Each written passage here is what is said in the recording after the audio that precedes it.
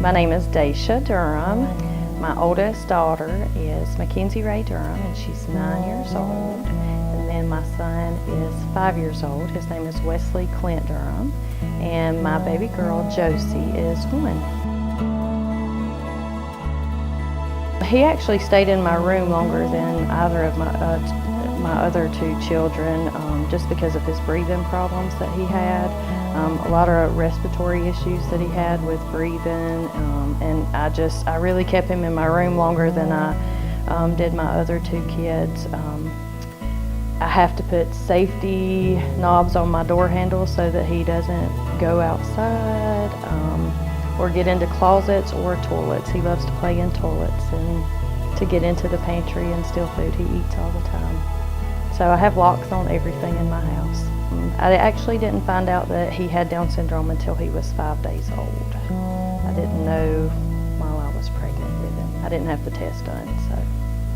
I had to learn to depend on God, and I had to learn more patience. I had no patience whatsoever, and now I have to have lots. But God is my strength, and He gets me through it, so. Josie is too young to understand, so she really doesn't know. Mackenzie, she's done pretty good with it. I didn't know what Down syndrome meant when he was born. It was confusing. And I thought it was like he would be really, really, really different. I don't know how to explain it, but he would be different. Probably the best advice that I could give would be to get online and read this poem. I think it's called Welcome to Holland. That kind of put the whole picture in perspective for me, and it's just a wonderful poem that this lady had wrote about having a child with special needs, and it talks about all her life how she had planned a trip to Paris. And she had learned the language, she had learned the sights, she had her whole itinerary plan and was looking so forward to going to Paris. But then when the plane landed, they said, "Welcome to Holland." And she was kind of frustrated because she said, "All my life I have waited for this trip to Paris. I have waited, I have learned the language, I have learned everything." And it was kind of in reference to, all your life you plan to have this normal child. You never plan to have a child with a disability. And you always plan, oh, I'm gonna have this perfect little baby. And but then Holland actually represents the special needs child.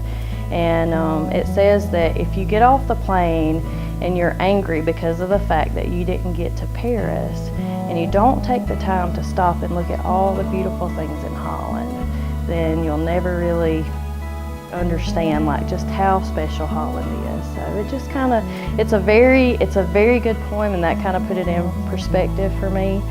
But I can tell you that having a child with Down syndrome is probably the hardest, most rewarding things that I have ever done in my life. It is hard as a parent to sit back and watch your kids struggle at things. I have shed many tears watching my son struggle at simple things such as stacking blocks or drawing a line. I mean, he's 5 years old and he still can't draw a straight line or a circle. And so it's really hard to sit back as a mama because, you just want to put a Band-Aid on it and cover the boo-boo. And, that's kind of a boo-boo I can't fix. But he is such a blessing to me and everybody else in my life. And, he's a wonderful little boy.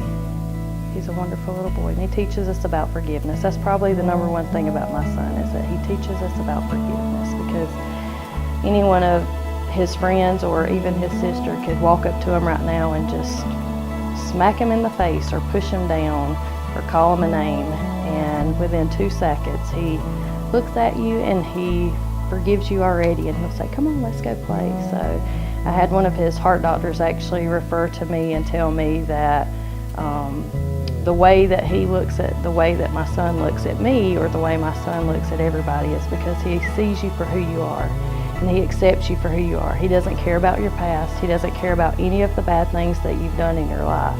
He loves you just the way you are, just like Jesus loves us the way we are. So that's kind of the whole reference. I like when We go play in his room because we jump on the bed and we do flips. And when we go outside, he always says push, and I say, what do you say? He says please.